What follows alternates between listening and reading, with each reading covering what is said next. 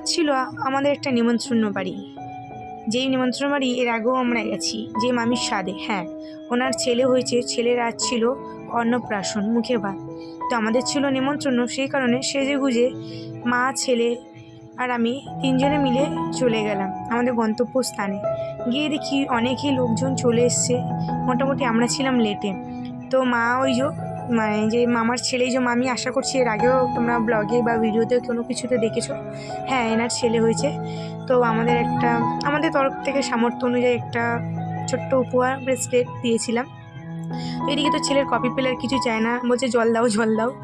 আর এখানে কি বলবো, একটা সিস্টেম হয়েছে, মানে বুফে সিস্টেম।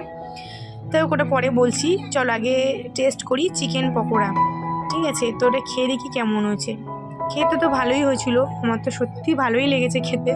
মানে আমি জানি না কেন, মানে মেন কোর্সের থেকে এই আগের কোর্সগুলো আমার বেশি ভালো লাগে।